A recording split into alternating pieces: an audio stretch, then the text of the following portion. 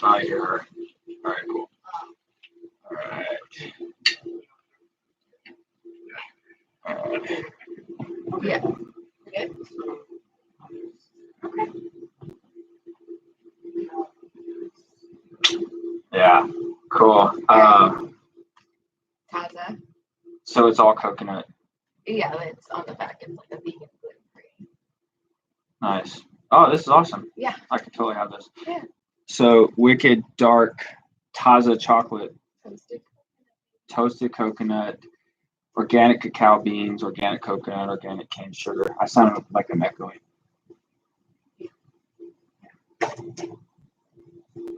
This is great. I mean, this is really, really good. Mm-hmm. Yes, much better. No, still echo. I hear myself and I hear him. I can hear both of y'all, Okay. but I echo in mine. I don't know if that makes a difference.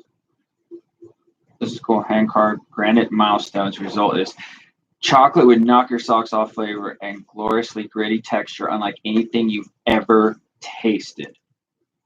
Sold. Only 2 grams of sugar per serving. 95% dark. They have the verified little now, yeah. Organic USDA, right? And it's certified non-GMO, dairy-free, soy-free, gluten-free. All right, so that's better. That's better. We'll just roll with it. Maybe I have to speak deeper, some more bass. Right. Creatively nourished. Yeah. You ready? You want to do something cool? What? So, just a quick thing. Okay. Since we're doing exploring the unconscious mind. All right. So, if there's a situation that happened in your day that, or anybody, right? You're like, all right, this thing's getting to me. Huh. I want to feel better, right? So we just take a couple deep breaths from our belly.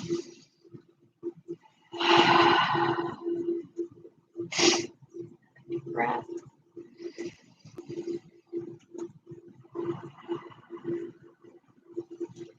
Just imagine like your feet are grounding into the earth, connecting with the earth energy. Just filling you up. Beautiful golden light. All the way to like the base of your tailbone. Ask your unconscious mind to gather any unwanted thoughts, energies, anything that doesn't serve you. You release that back into the earth. Just ask your unconscious mind to relax your body.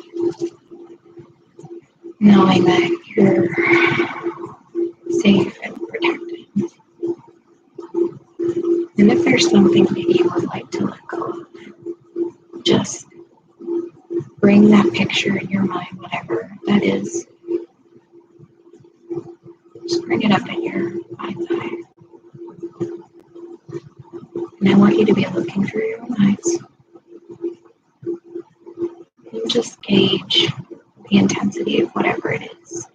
If it's a 10, 8, whatever it is, just gauge it. And I want you to imagine that you're stepping back from that image. You're stepping back and you're seeing yourself in that image. Just walking back from it. Just taking some steps back. Take a deep breath.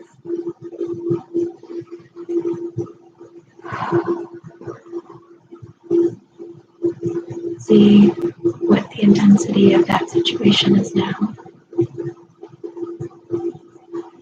And let's take one more step back. So you're seeing yourself, see yourself in that image. Stepping all the way back from it. Releasing any emotion.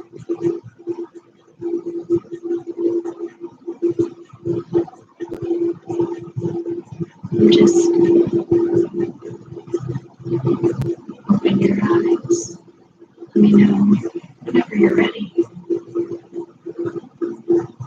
Where you're feeling that's hot.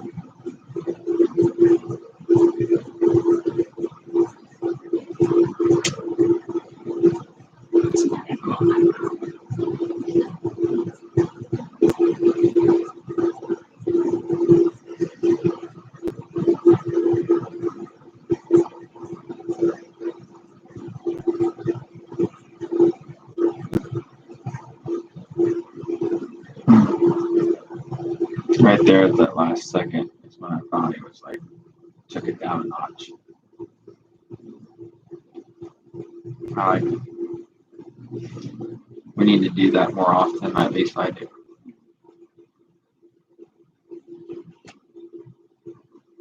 Yeah, thanks.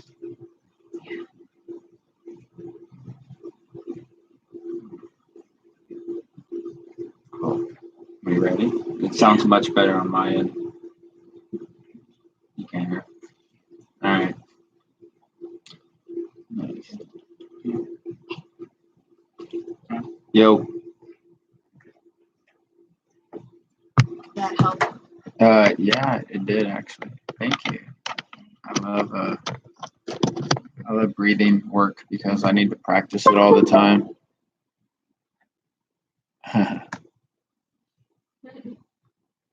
Interesting. Cool.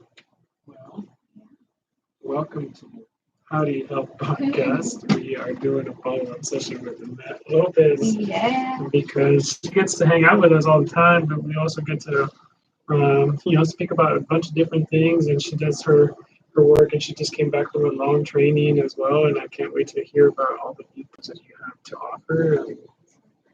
And how we can always help some more people. And of course, we got Nourish Doza. We were doing some meditation to start. You can always rewind the episode if you want to like go through that little walkthrough with her as well too. So yeah, let's get the party started.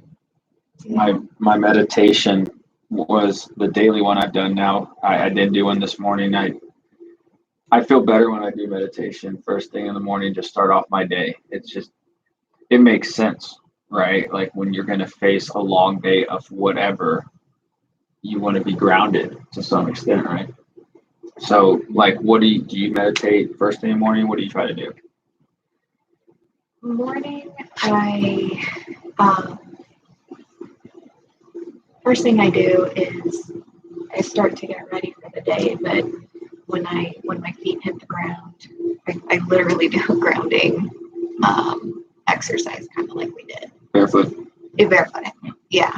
Doing a grounding exercise, connecting with the earth, and breathing, setting an intention for the day, taking that little pause to kind of set the tone for the day, like you said. Yeah. I've even used the Muse headband, which is super nerdy, but it measures your brain waves, so you see how well you're progressing in your meditation to see how you can calm your mind. Yeah, I wanted to use the Muse. Feedback. I wanted to use. I need to bring it sometime. Yeah. I always imagine that we have a chair sitting in, you're getting an IV, and then you have the Muse around you, right? Because like, if you think about it, if you could manipulate brain waves into almost being into a parasympathetic mode, like why wouldn't you do that on a daily basis, right? Mm-hmm. So I imagine like the Muse is an aid in your attempt to try to get your body into parasympathetic mode, right? Baldo meditates because he can almost slow his heart rate down to the point where it's beating in the 30s. And to me, that's a heart rate control that's beyond what most people are capable of doing. But what the truth is it's not a physical limitation. It's more just like the effort that has to be put into it is probably what separates people from achieving what they really want out of their health, right? Mm-hmm. So like you've always had an interesting look on health because you've had your own experience, right? We've had you on the podcast before, and we've talked a lot about what you do. You're a health and wellness coach and helper and teacher and all that. And when you talk to clients, you have labs, right, to show like what you're doing, and you have like diets and all that. What's the most common thing that you would say that you relate to when it comes to clients? Like, what is it that they go through you to? Really, the thing that I like to start out with is their, not just the mindset, but how are they doing on the unconscious level, right? Because we can make some great changes and move the needle in so many regards to nutrition in our labs. But I want to know, like, okay, how is your life at home? Or how are you sleeping? How are you happy with your life? what are the you think day in and out? Yeah. Do you have community? You know, those are parts of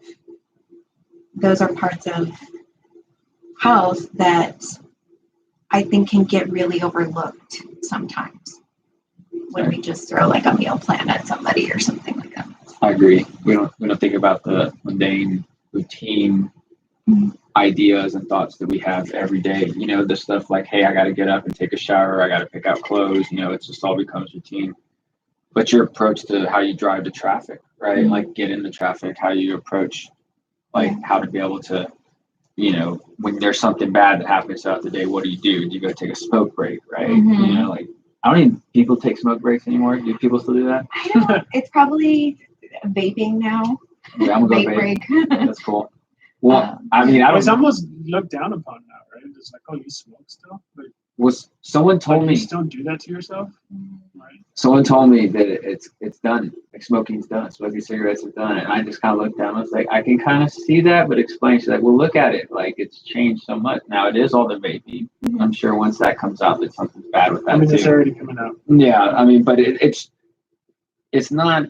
It's weird because smoking's been around for ages, right? Like we've all not to go on a tangent, right? But the idea that you've always said like, who thought of to smoke that? It's always been like, well, someone 300 years ago decided they're going to pick up a toad and smoke some of it. And all of a sudden they have this, you know, transition afterwards, right? And I think that's kind of what most humans are looking for is a transitional aid, right? To figure out from where you are to the next. That's why people do ayahuasca. That's why people do subconscious therapies to address whatever's been suppressed for so long. You do a certain kind of therapy to address that as well with the unconscious, you know, mentality. What is that?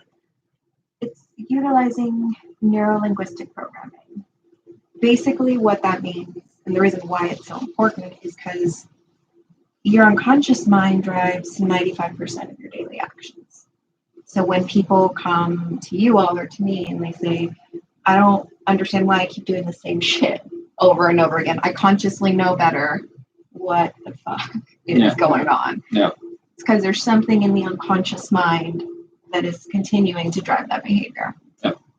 And talk therapy is great. I used to be a psychotherapist before, but this differs because it gets to that unconscious mind.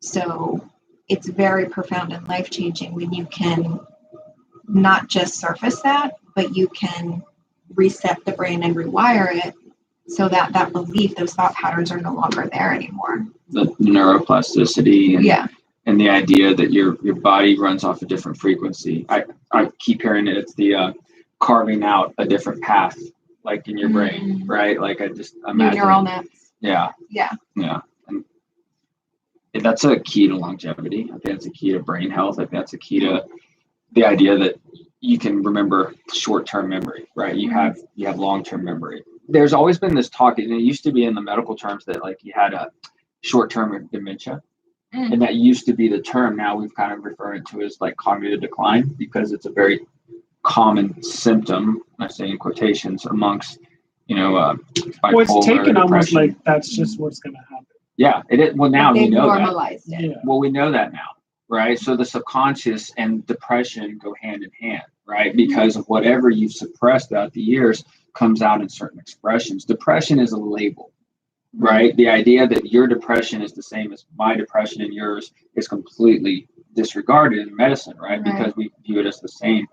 When you look at the subconscious and the unconscious, it's the idea is that there's certain things we can't control and there's other things we can't. So if you have a recurring nightmare, for example, it's just, and then you can analyze it in many different ways. I'm sure you can, right? It's like, what is it that I can't like deal with? Like, what is it that's just eating me up? Well, so here's the really cool thing. It's from the day you're born, and if some people believe in this, some of my modalities, people have recalled experiences in utero. It's a little woo-woo, it's out there, but I believe in it. So from whenever you stay at conception in utero to 7, you are literally walking around as this unconscious sponge. So everything you see, everything you hear, all the experiences, the emotions, kinesthetic, he goes just directly to your unconscious mind. It's called the imprinting phase. And a lot of times, the brainwaves of children is different, 0 to 7. It's a slower brainwave. I want to say It's like constant theta. Yeah, it's constant theta. And that's what we go into when we dream, when we sleep, right? Yeah. So if you think about it, 0 to 7, I usually start out with people and I'm like, all right, what were the patterns that you saw growing up? What was the environment like? What were the messages like that you saw growing up in that phase? Your most vulnerable phase of everything that you're developing long term in life. It's what's crazy, right? Because with therapists, it's always like going back to those early days, right? Like the imprinting, I guess, because I guess a lot of it does happen. Well, yeah. Well, you're learning everything for the first time. You're vulnerable, right? That's why children and adolescents are looked at as innocent, because you don't know any better, right? Because you don't, like, that's the first option. So, for example, you always wonder how someone can't leave someone if they're like being physically abused, right? It's because that person loves that person so much that they're willing to stand by them and do anything, right? And that could mean anything. But if you kind of look at, what could be done to like basically break that relationship and why people get estranged from their parents and all that as well, it's no wonder why they look at life in a whole nother aspect when they become adults, right? And they'll go through those transitions where it can be pretty bad. Think about a parent's divorce. Think about drug abuse. Think about depression, sitting in your room listening. In our days, it was Nirvana, Pearl Jam. Emo music. Yeah, you were listening to rap and you were pissed off because we were getting out of the whole phase of, Ozzie and Harriet from back in the day to the Brady Bunch, to the Cosby Show, and then all of a sudden you have this dysfunction where like real life is not going to just be like what's on TV. It's like you don't know.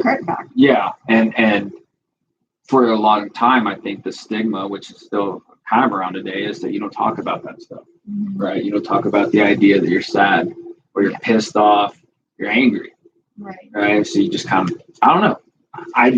Maybe that's what I'm guessing, right? Because you're right. Like, and it's also different too. Like, there's cultural influences and then even gender ones, right? So like for women, and I'm generalizing here, but it's okay for us to be more sad publicly, but it's not okay for us to be angry publicly, because then we might be labeled as XYZ, right? A bitch or whatever. Right. And I'm sure it's the same. Right. Well, it's true, right? And for men, like it's acceptable for men to be angry publicly, but not sad. Yeah, because now you're just being a pussy.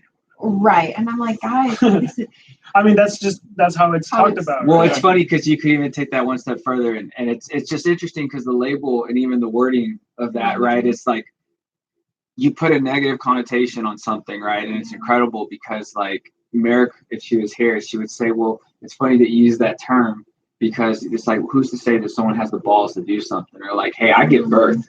You never do anything with your balls, and to that extent, right? Yeah. So I think it should be the other way around, right? But then the label is it too. It's like, if depression is a sign of weakness, then forgive me for speaking out that I'm angry, pissed off, or sad. Like that's ridiculous that you basically have that restriction on someone, to where if somebody does speak out on a post, if they're in middle school or high school, how is that viewed?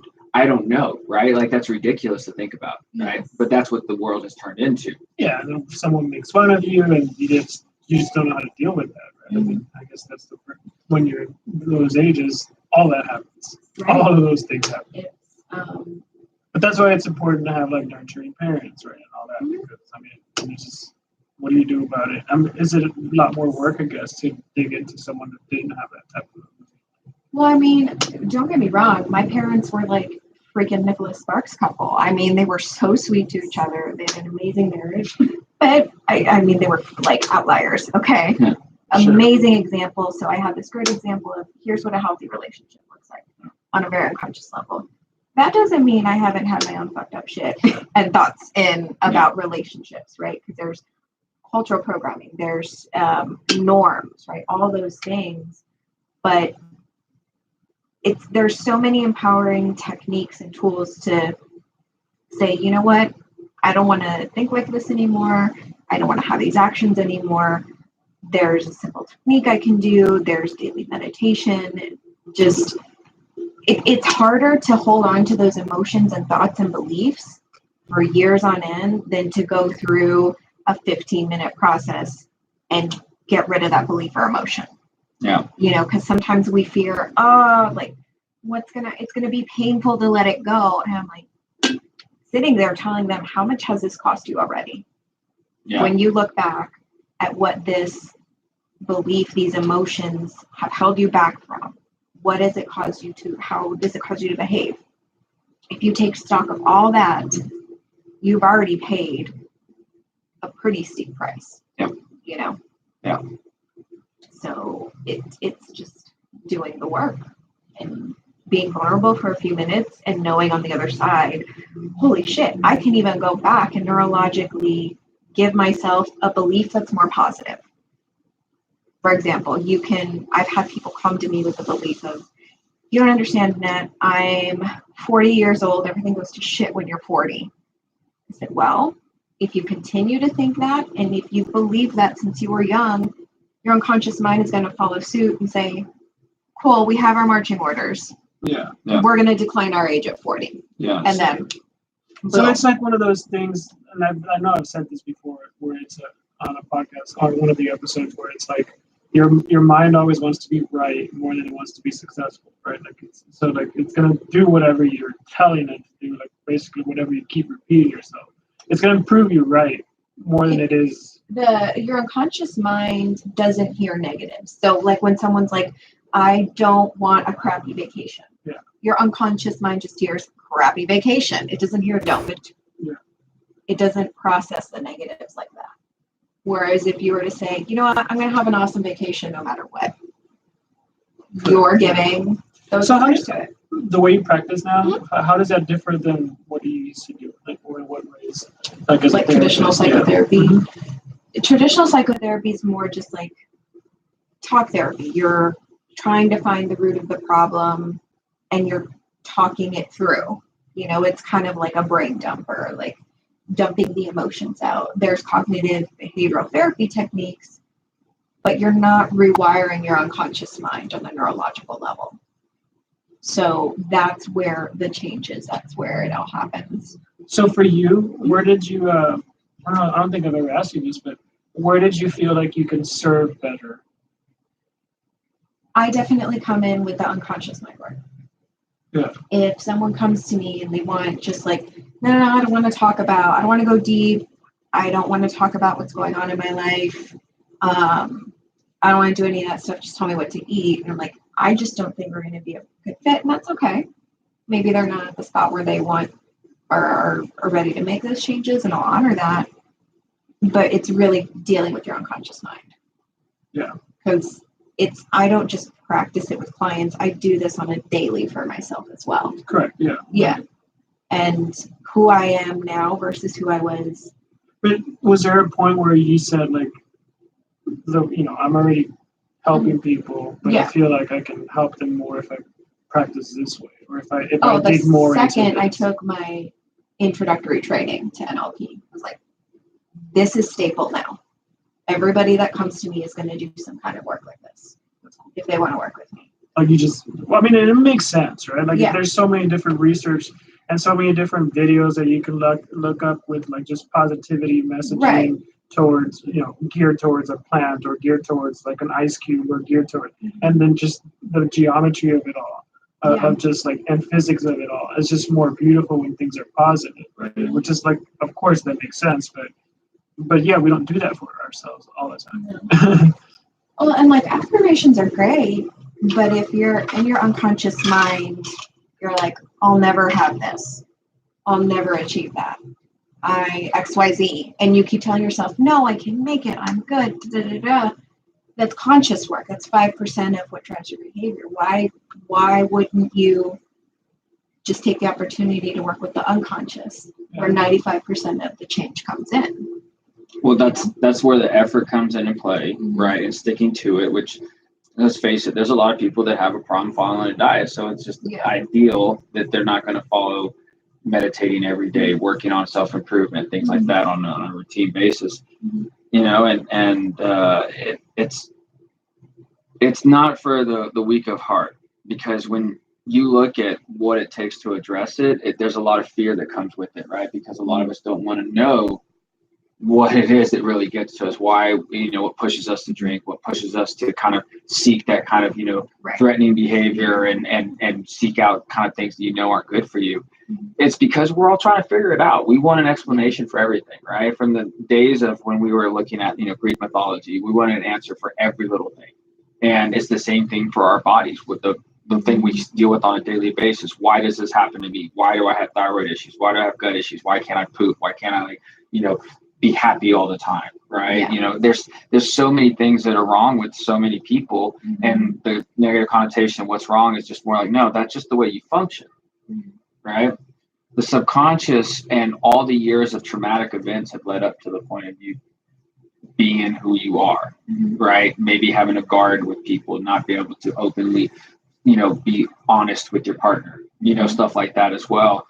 And you hear the term daddy issues, mom issues, right? All that stuff too. Yeah. The subconscious is something you work at every day. And so the affirmations and all that, that's great. Yeah. But let's talk about like the neuroplasticity pack. Yeah. And then so like we talked about NAD this week, right? You're getting, can I tell them? Yeah. You're getting some NAD in the IV for anyone who's watching. And it's cool because you can understand brain health is something that is probably going to be very common here soon. Bulletproof coffee, butter in the coffee, fat, ketosis diet, and all that stuff. It's intermittent fasting. It's all popular. It's for this reason, right? Neuroplasticity and is something that you don't necessarily need an IV to do all the time, right? Like you can do it on a daily basis. Do the light stuff. You do that. There's vibrational work, right? There's smell, aromatherapy, right? Yeah. And there's many different therapists here in Austin. And I think it's cool that you've had your approach to this, because when we first met, you're very knowledgeable about labs. And when you came in, I've done all these things. And for people listening, if in case you've forgotten, she has a spreadsheet of her thyroid panel, like over the span of how long?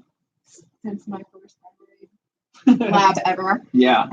So it's impressive. It's great when you look at it because it's all organized. Right? Yeah. And you're just like, that's cool. Super type A organized. I know it's cool, but you can understand like your journey. Yeah. Right. And where you've come along. And, I know we have those. Yeah. And if we wanted to talk about it, we could, but if you allow me to kind of open it. So we've been working with labs over, I don't know, 2 years now, almost, right? And the thyroid is really interesting because I think that was one of the first things you were talking about, right, when we met, right? You obviously have the spreadsheet and everything, and it's changed a lot over the 2 years, right? And right now, I think it's in a pretty good spot, right? I mean, what do you think? There's nothing but green. Nothing but green. Yeah. For those of you listening. Yeah. Green is good. Green is good. Yeah, it's really even just addressing and for those of you that don't know, I was on meds for a really long time, and then I got off them in January. And you've just kind of been tracking my thyroid since then. So it's been functioning without any natural desiccated thyroid. And it's pretty good. But the focus I've had, especially y'all helping with this, is just even like micronutrient deficiencies in your thyroid function, right? Yeah. People, if they're just always cutting calories, and then you're going to get less nutrients unless you're making a very conscious effort to have nutrient-dense foods, And so sometimes it's something as simple as looking at your nutrient values. What are you eating? Is it giving you substance, Yeah. And the proof is in the labs, right? And I'll tell this to anyone who wants to hear this out. Food is your medicine. I totally believe that. I've always said it, but you're not getting all your nutrients from your foods. It just doesn't work out that way anymore, because the foods of today are different from the foods of yesterday, because there's more packaged ingredients, right? And all these ingredients that go into this can be fortified and processed and preserved to the point where nutrients are pulled and extracted out of it in order to even make these things stay together, right? I think nature is really what man has needed from day one in order to survive. And if we can't get enough of the nutrients that we need from nature, then we have to, supplement with it, right? Yeah. Hence why we do the things that we do. Mm-hmm. Supplementing the thyroid just makes sense, right? That's all you've been doing, right? You just say, I'm supplementing the thyroid the best way I know possible. Whether it's a gut issue, whether it's a neurological issue, it's just when you talk about neuroplasticity and subconscious, there's not a medicine for that, right? There's not a pill that you necessarily just take, right? It's deeper than that. Absolutely. Right? And the vitamin deficiency for thyroid, for some people, it's hard to figure out what it is. Mm-hmm. Luckily, you figured out a lot, which has been impressive. Most people, it'll take them longer than a couple of years to kind of figure it out. Plus, if they do, right? I mean, speaking of thyroid, this past week alone, I've seen 2 guys, Hashimoto's, in their lives. And that wasn't very common, I didn't think, past couple of years, before this. And I'm like, guys are getting Hashimoto's now. What's going on with this? Yeah. It's. And then, I mean, it's just not an immune disorder, right? That's. Yeah. I mean, we haven't. That's one thing that we touched on the podcast, Hashimoto's in general. Yeah. A couple times, but it is we're starting to hear more about it, which is interesting because it's what's going on. Well, it's kind of going back to what you said with the food quality not being what it used to be. Yeah. There's a book called The Soil Will Save Us. I'm currently reading it, and it talks about how the soil is what gives the food nutrients. Okay. Mm-hmm. What our parents, grandparents ate in the 40s, we'd have to eat double the amount of food to get the nutrient quality that we had in the 40s. Yeah. I mean, that's just crazy to me. That's environmental, right? Mm-hmm. You think of that. You think of, we don't know what the hell all these cell phones and EMFs are going to do to us on a cellular level. Mm-hmm. We are we're the beta subjects, You think of air quality. You think of fluoride in the water. All of these different things. We're so isolated now. People don't sit and have dinner. I mean, so many things that play into autoimmunity that it's just not one simple approach. People aren't getting enough sleep. I beg to look at the 40s, 50s, 60s, and all that about the lifestyle was like in American, households. It's changed throughout whatever country you grew up in. Just like what you eat in one country is going to be different than what you grew up eating in another. Your accent will be different, right, as well. And so you're influenced by your culture and what you grew up in the household, and the influence is Mexican descent, tamales and tacos and rice and beans and all the menudo, all that stuff was a staple. The funny thing about it, my dad always jokes, he's like, that stuff was organic because we got it straight from the farm in the backyard. We didn't have to worry about anything. And you're right, the food is not getting its nutrients from the ground. And I've always told people, if you remember the periodic table, right? Mm-hmm. For example, all those basic elements that are on there, a lot of those nutrients we find in the ground, right? Yeah. We find in earth, right? And so we want those nutrients in order to fuel our bodies because, they help us produce everything that we need in our body from a chemical standpoint. And so if you could get all your nutrients from food, great, but you can't. So then you have to supplement.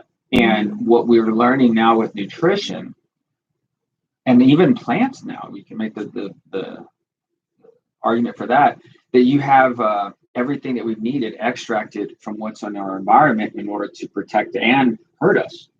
So if you think about all the sensitivities with peanuts and cashews and almonds and nuts and whatever, lectins, right? Everything, dairy, corn, gluten, it's all been processed to the point where it disrupts our microbiome, disrupts our gut, which is our second brain, causes leaky gut, leaky brain.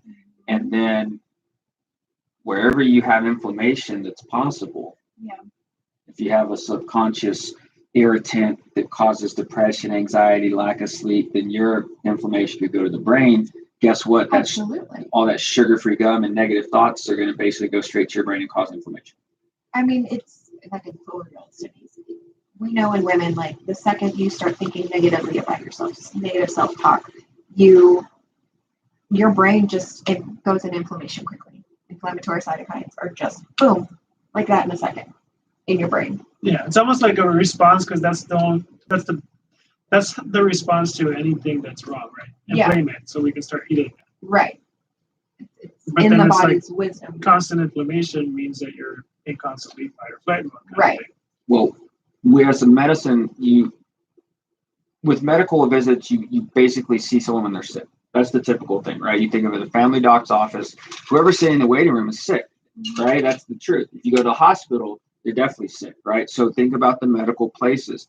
It's only been recently that majority of people, especially in Austin, because it's a bubble, care about their health. They're willing to invest in it. They pay for memberships to gyms, memberships to yoga studios on top of it, memberships to bar studios on top of that, memberships to food meal prep companies, right? On top of that. Shout out to Prep to your door. We love y'all. Thank y'all.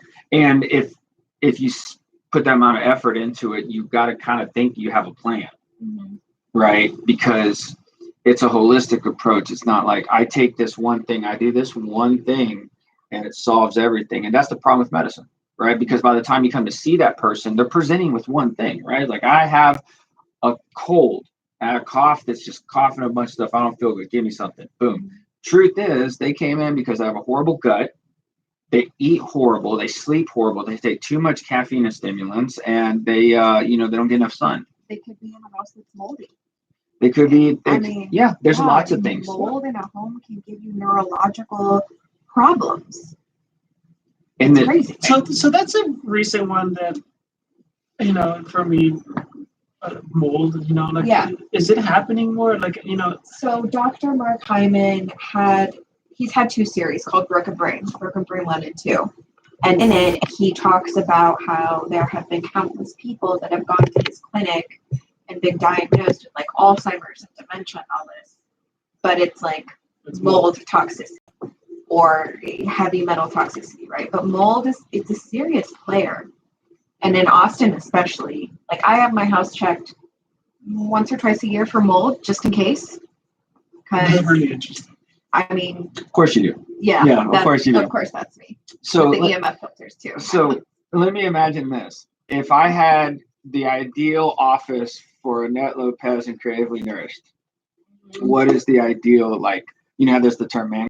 Oh yeah. What's Annette's cave? Yeah. What does it look like? I redid my office a few months back, so I'm pretty close to it. Okay. What does it look like? My office has a window, looks at the backyard, and I see trees because there's green belt behind me. Yeah. So I have greenery going. I have a salt lamp, kind of how you all have going too. Yep. I have a mini Juve on my desk. Nice. So do that, and I have my dog on my lap all the time. Yeah. You have some plants? Plants? I'm gonna try to get some. Yeah. I'm gonna get some. Those are hard to kill plants, although I'm pretty sure I could make a run for this money right now. Yeah. Lucky bamboo or something. Yeah. I've got essential oils at my desk.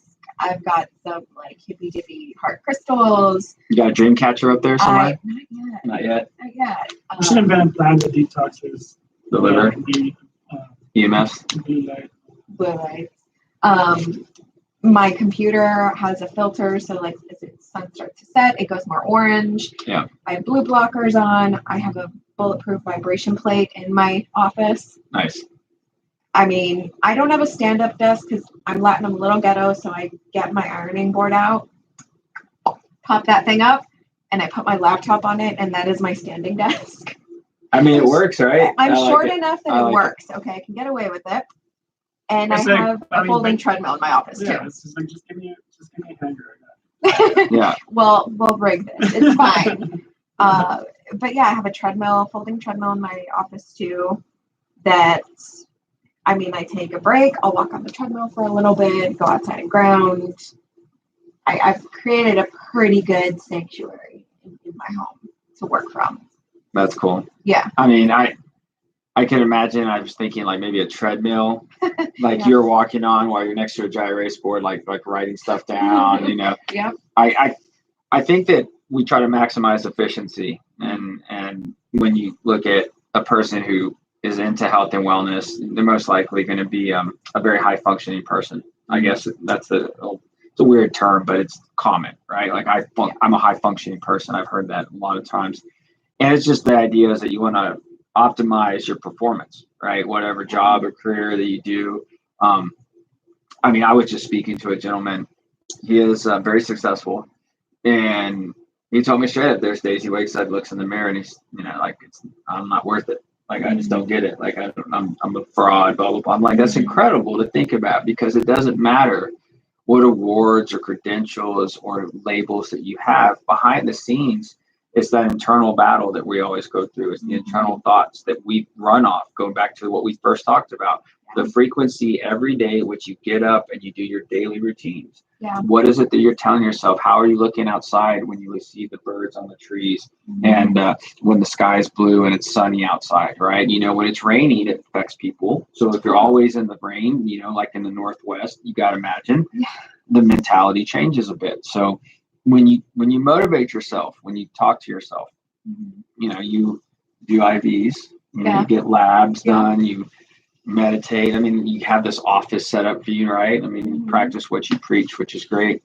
I mean, where do you see this kind of evolving? Like, where do you see like health and wellness for the next 5-10 years? What's going to be the next big thing, you think?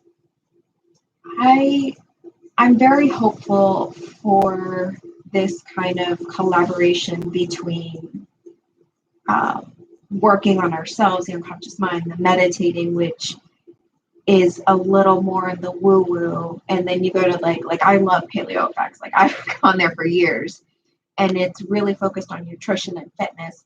I would love to see a collaboration between the two, because we're spiritual, mental, emotional, physical beings. We can't really compartmentalize that as much as we would like to. So I think once we merge doing the deeper work, doing the unconscious work, and seeing that our body is a pharmacy. We have so much untapped potential there. I think that that's the potential right now with psychedelics, right? Because totally. It's like DMT and all that stuff. That gap that can be bridged between the self-improvement and then also like the holistic improvement in your environment. And it's just like a little bringing the awareness together. Because I think that a lot of times we're like, oh yeah, I'm conscious about this and I'm conscious about that, but it's always like, I'm conscious about this thing when I'm focused on this thing and on that thing, as opposed to like just bring it all, because it's all just one thing. I mean, it's all in one body. Yeah. And this year at Paleo, I remember one morning they did a meditation, and there was one that had like inner child work. I'm like, fuck, I didn't make that one. But then one day they had someone who did a meditation, and there was like different sound bowls, like crystal bowls.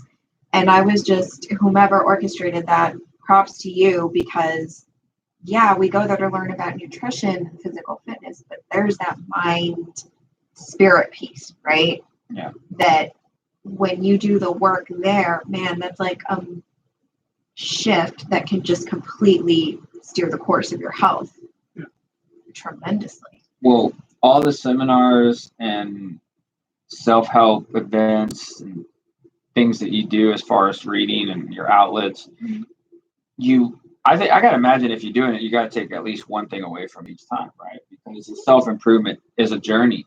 Yeah. There's no age bias. There's no color or whatever. There's no height. I mean, it's ridiculous. You can have someone that's just as successful and just as unsuccessful who's feeling the same exact things, and it's how we face each day. It's how we want to be there for our loved ones and be there present at work, and also at the same time experience what life has to offer, because it's a beautiful thing, and it's about ups and downs. It's not always going to be happy. It's not always going to be great. I mean, marriages are not always great.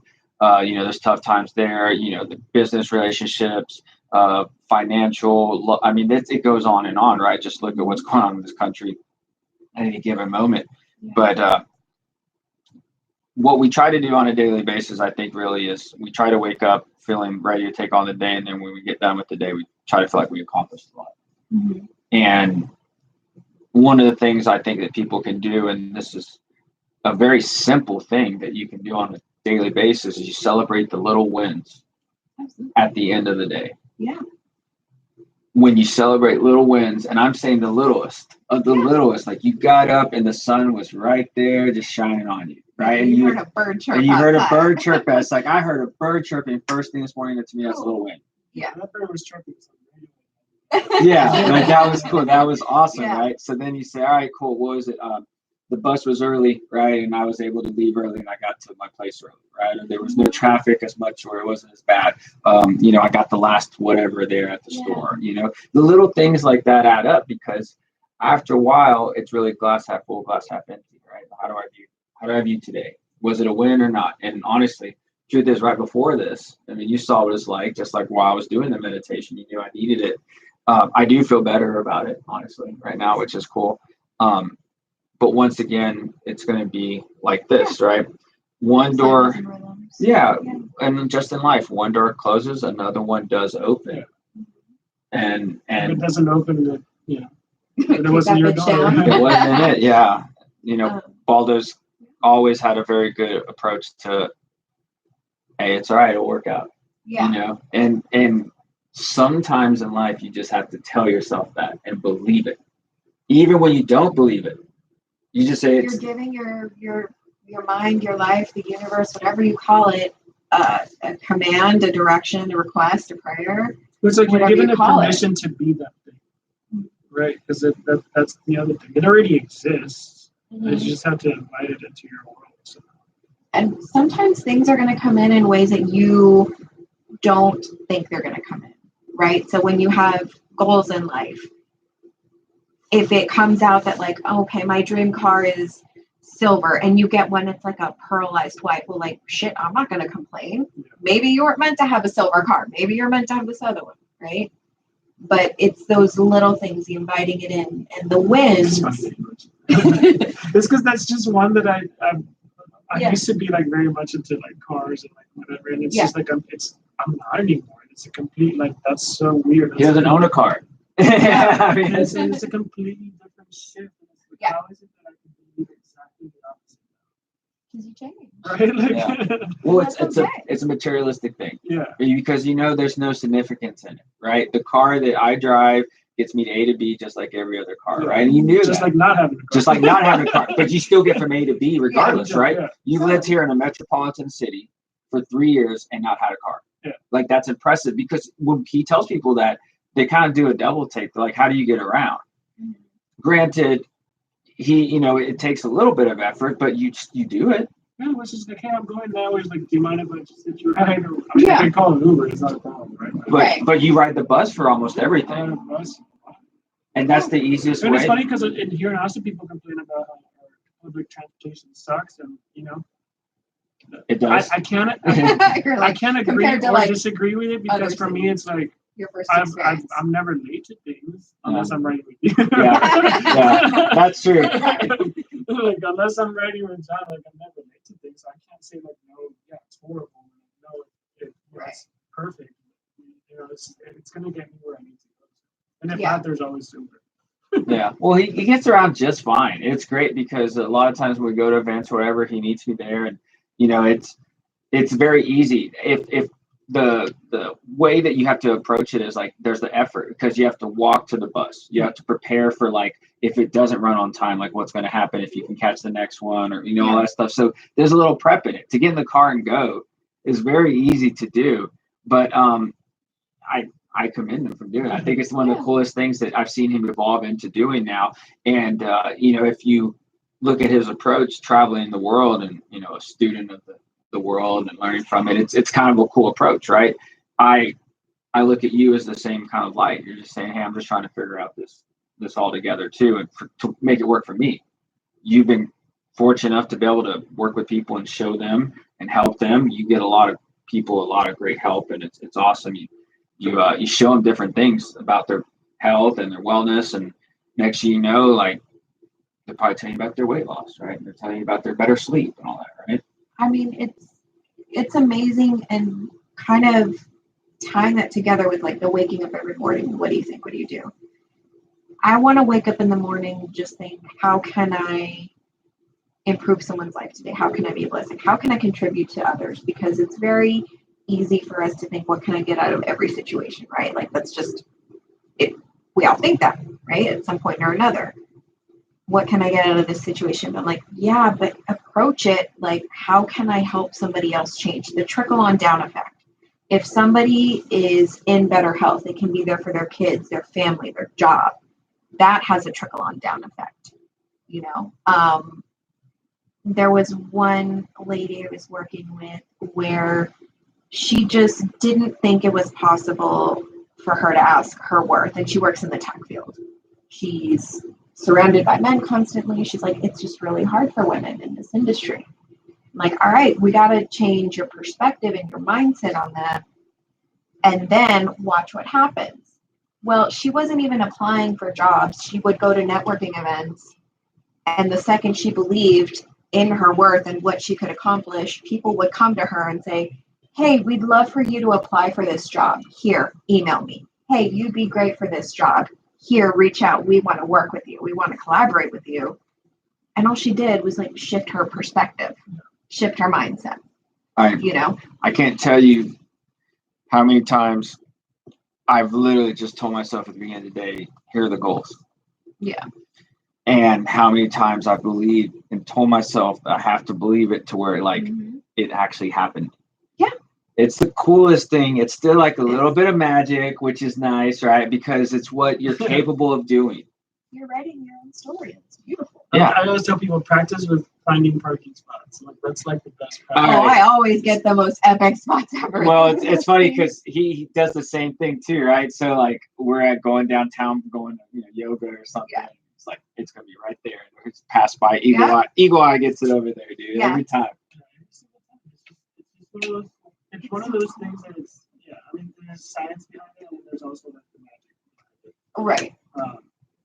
And you can get super sciencey about it. You have to because it is true. The other thing about it is that I saw this article, I didn't even get to read it because I saw the title, like I know exactly what that is. And it was referencing the idea that like a disbelief in something, like let's say looking for something in the case of the parking spot, even though it might be there, you just have a mental block where like you just won't even see it. Because it's like literal, like it goes back to the same thing Google, about like you're gonna prove yourself right before you prove yourself successful, right? Like, oh, there's no parking spot, there's no parking spot. And you can be right. It's the same thing as like I think that's what it was. It was just like how do you miss things that are right in front of you all the time? And like you will literally with your physical eyes not see stuff. And it's because there's like, something there. Like keys, right? Not letting you see it. It's like it was right there the whole time. It's like it's right in front of you, and like, it's like where are the keys at? And it's like they're right there.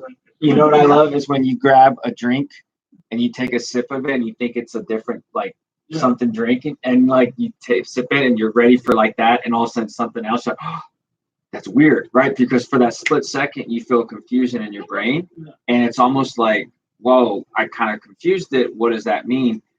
When you do that all the time subconsciously, like there's this disconnect after a while that happens, right? And stress is kind of the way to cause dysfunction in the brain, right? But people think of stress in different lights, right? They think usually like, oh, I'm stressed with this issue going on. It's like, no. Like if you work out 6 days a week, which is very common in Austin, Texas, you can say that's a lot of stress on your physical body, right? Like, so if you mentally are stressed, you're physically stressing yourself out. What are you doing to recoup? Because there's chemical stress we haven't even talked about again, so you can always talk about that, but it's a detox, all constant, right? You can call it what you want, right? You can call it finding nirvana, seeking the path of enlightenment. I call it just living health. And to me, health is anti-inflammation. It's the same thing, because without health, you have inflammation, which means you have disease.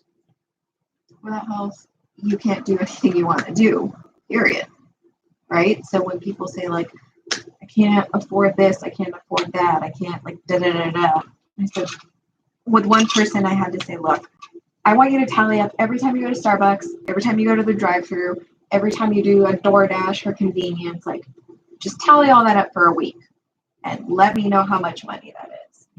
They're like, oh shit, that's a lot of money, but it's just like little bits here and there that they didn't really realize, right? And like you can get like organic CSAs, produce, you can go to Costco. There's so many ways to streamline it for it to be somewhat affordable. Yeah. Right. No volunteer Justin's backyard. Yeah. I mean, there's so many opportunities, but if you don't have the perspective and belief that that's even an option, you won't even see those possibilities there because you're telling your unconscious mind that doesn't exist. Right. Or you could literally be standing next to an opportunity. Yeah, and see, it's funny because even with this coming on here, beforehand and being upset or whatever, that's the truth, people. I was upset about something that happened. I was talking to someone else about it, and I said, what the funny thing is, this also happened, and this blah blah blah, and this person was like, well, that seems better than that opportunity. So like, why would you not be happier about this thing? And I'm like, you're right. I think it's cool, and so. It's kind of one way to look at it and shift it. And honestly, this is for the same reason. If you have one customer complain, you forget about the 100 other ones that loved on you. Yeah, because we want perfection. We demand it. Rate us. Give us a number. Give me an A. Right? Like we want that. From school, gold star. Yes. Grades. Tell me I'm good. That, you're not great. Tell me I'm great. Bullshit. I don't think that most people who have an issue with themselves want to go seek out help because they subconsciously are creating it with their negative thoughts alone. I think really there's a lot of people out there that need help, but it's more of like kind of like, what are you attracting?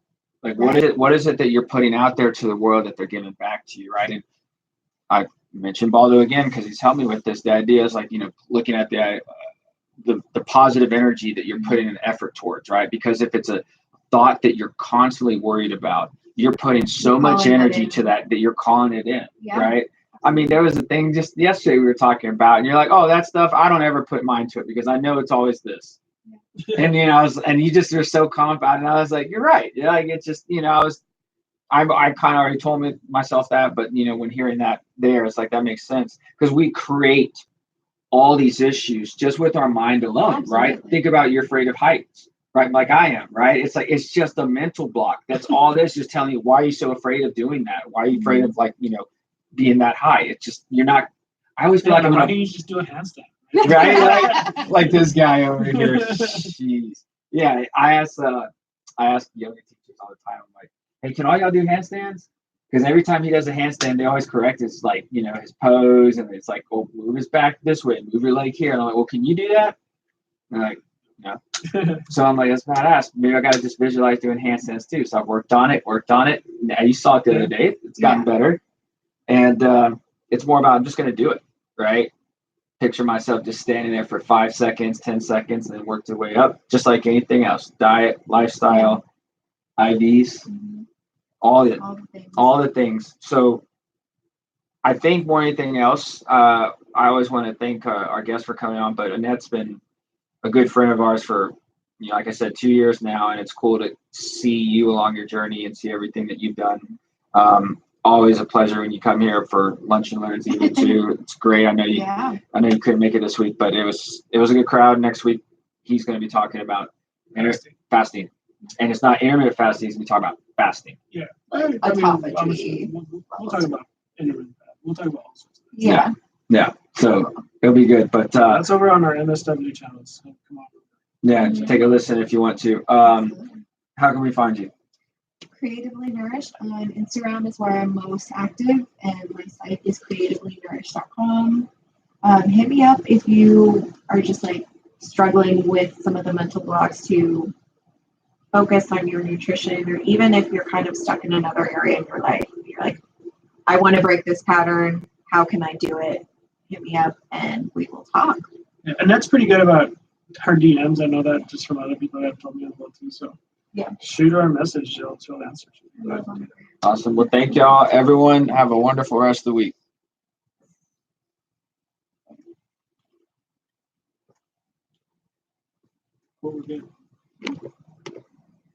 So the cool thing is, I with the chili pad. There was one night